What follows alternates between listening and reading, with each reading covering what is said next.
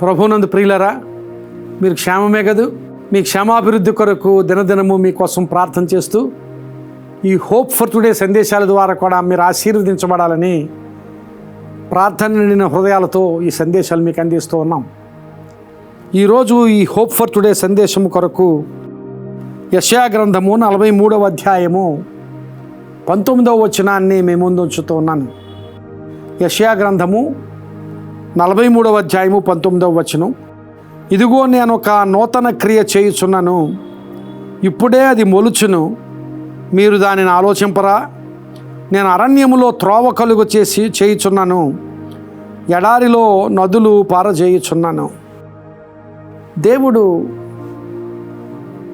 తన ప్రజల పట్ల చేయబోవు కార్యాన్ని చూపిస్తూ ఉన్నాడు. ఇప్పుడే ఒక నూతన క్రియను చేయబోతున్నాను. I'm going to do a brand new thing for you. ఒక నూతన క్రియ చేయబోతున్నాను. చాలా గొప్ప వాగ్దానం అది. నీ కొరకు దేవుడు మాట్లాడుతున్న వాగ్దానం. ఈరోజు దేవుడు నీ కొరకు వాగ్దానాన్ని చేస్తున్నాడు. ఒక నూతన క్రియను చేస్తానని వాగ్దానం చేస్తున్నాడు. ప్రియులారా, ఇప్పటి వరకు మీ జీవితాల్లో సమస్యలు ఉండొచ్చు, కష్టాలు ఉండొచ్చు, నష్టాలు ఉండొచ్చు, అనారోగ్యాలు ఉండొచ్చు, కుటుంబ సంబంధాల్లో ఏవైనా అవకతవకలు ఉండొచ్చు, గలిబిలి ఉండొచ్చు, కలవరం ఉండొచ్చు, హృదయంలో సమాధానము శాంతి లేని స్థితిగతులు ఉండొచ్చు. అలాంటి స్థితిగతుల మధ్య దేవుడు నీతో మాట్లాడుతున్నాడు. ఇదిగో నేను ఒక నూతన క్రియను చేయుచున్నానని. అలాంటి నూతన క్రియ చేస్తున్నప్పుడు ఈ కష్టాలు ఏమిటి, ఈ నలిగిపోతున్న స్థితి ఏమిటి, ఈ కలవరం ఏమిటి, ఈ గలిబిలితో కూడిన పరిస్థితులు ఏమిటి అని నువ్వు అనుకోవచ్చు. అక్కడ అంటున్నాడు అది ఇప్పుడే మొలుచును అంటున్నాడు. ప్రియులారా, గమనించాలి. ఒక విత్తనం మొలవాలి అంటే అది భూమిలో పాతి పెట్టబడాలి. ఆ పాతి పెట్టబడిన విత్తనం గురించి ఆలోచించండి. అది ఒంటరిగా ఉంటుంది, ఒంటరితనం. అది చీకటిలో ఉంటుంది. భూమిలో కప్పబడి ఉన్నప్పుడు చీకటి స్థితి, మురికి స్థితి, మట్టి, మురికి, అలాంటి స్థితిలో ఉంచబడుతుంది అది. అలాంటి స్థితిలో ఉంచబడినప్పుడే అది జీవంతో మొలకెత్తుతుంది. అలాంటి స్థితిలోనే జీవము బయటపడుతుంది. ఆ విత్తనాన్ని తీసుకుని వెళ్ళి ఎయిర్ కండిషన్ రూమ్లో పెడితే ఆ ఎయిర్ కండిషన్ రూమ్లో ఆ విత్తనం మొలవదు. అలా మొలవాలి అంటే ఆ చీకటి కావాలి, ఆ కప్పబడిన స్థితి కావాలి, ఆ మురికిలో ఉండాలి, ఆ ఒంటరితనాన్ని అనుభవించాలి. అది ఇప్పుడే మొలుచును అంటున్నాడు దేవుడు. దేవుని వాక్యం మాట్లాడుతుంది. అది ఇప్పుడే మొలుచును. నీ సమస్య ఏదైనా, నీ కలవరము, గలిబిలి, నీ సమాధానం లేని స్థితి, లేక నీ ఇబ్బంది, నీ ఇరుకు ఏదైనప్పటికీ, అది చీకటిలో ఉన్న స్థితిగా ఉన్నప్పటికీ, అది ఒంటరితనంగా ఉన్నప్పటికీ, ఏదో మురికి, ఏదో కలవరం, ఏదో గలిబిలి అయినప్పటికీ అది ఇప్పుడే మొలుచునని దేవుడు మాట్లాడుతున్నాడు. చాలా శక్తివంతమైన మాట. ఈ మాట నీ కొరకు దేవుడు వాగ్దానం చేస్తున్నాడు. అది ఇప్పుడే మొలుచును. ఆ ఒంటరితనం వైపు చూస్తూ కృంగిపోవద్దు, ఆ చీకటి వైపు చూస్తూ కృంగిపోవద్దు, ఆ మురికి, ఆ కలవరం, ఆ గలిబిలి వైపు చూస్తూ కృంగిపోవద్దు.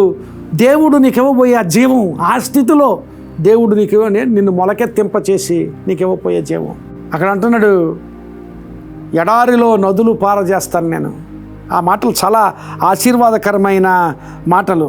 అరణ్యములో త్రోవ కలుగు చేయుచున్నాను, ఎడారిలో నదులు పారజేయుచున్నాను. అరణ్యములో త్రోవ. అరణ్యం అసలు త్రోవ కనపడదు. అరణ్యంలో గలిబిలి, ఎక్కడ చూసినా పిచ్చి మొక్కలు కనిపిస్తాయి. ఎక్కడ చూసినా ఆ మొక్కలతో నిండబడిన స్థితి, చెట్లతోనూ మొక్కలతోనూ నింపబడిన స్థితి. ఎక్కడ నీవు నడవడానికి దారి కనిపించదు. అలాంటి స్థితిలో అరణ్యములో నీకు త్రోవ కలుగు చేస్తాను అంటే నీ ఉన్న సమస్యల మధ్య నీకు మార్గాన్ని ఏర్పాటు చేస్తాను, ముందుకు నడిపించబడడానికి, నీ విజయం వైపు, నీ విడుదల వైపు నువ్వు వెళ్ళడానికి. ఎడారిలో నదులు పారజేస్తాను. ఎడారిలో అసలు నీరే కనిపించదు, ఒక చుక్క నీరు కనిపించదు. అలాంటి స్థితిలో, అలాంటి సమస్యలలో, అలాంటి గలిబిలిలో నీవు ఉన్నప్పుడు అక్కడ నదులు పారజేస్తాను నేను అంటున్నాడు. Streams in the desert. చాలా గొప్ప వాగ్దానం ఇది. అలాంటి వాగ్దానం దేవుడు నీకు దయచేస్తున్నాడు. ఇదిగో నీ కొరకు ఒక నూతన క్రియ. I'm doing a brand new thing for you. దేవుడు వాగ్దానం చేస్తున్నాడు. ఈ వాగ్దానాన్ని స్వీకరించు. అది ఇప్పుడే మొలుచునని చెప్పడంలో నీవున్న సమస్య నుంచే దేవుడు నీకు అలాంటి నూతన క్రియను లేవనెత్తుతాడు. నీవున్న గలిబిలి నుంచే నీ జీవితంలో ఒక నూతన క్రియను దేవుడు చేస్తాడు. అలాంటి నూతన క్రియను దేవుడు చేస్తాడనే విశ్వాసంతో దేవుని వైపు చూడు. దేవుని మీద విశ్వాసం ఉంచు. దేవుని మీద ఆధారపడు. సంపూర్ణంగా ఆయన మీద ఆధారపడి లోక స్థితి వైపు, ఈ లోక స్థితి మీద దేని మీద ఆధారపడవద్దు. దేవుని మీద ఆధారపడు. దేవుడు మాట్లాడుతున్నాడు, ఇదిగో నీ జీవితంలో ఇప్పుడే నేను ఒక నూతన క్రియను చేయుచున్నాను. ఆ నూతన క్రియ నీ జీవితంలో దేవుని వలన అనుభవించదువుగాక. ప్రార్థన చేసుకుందాం. ప్రియుడమైన మా తండ్రి, కృపగల మా దేవ, మీరు మాతో మాట్లాడారు, మీకు స్తోత్రాలు.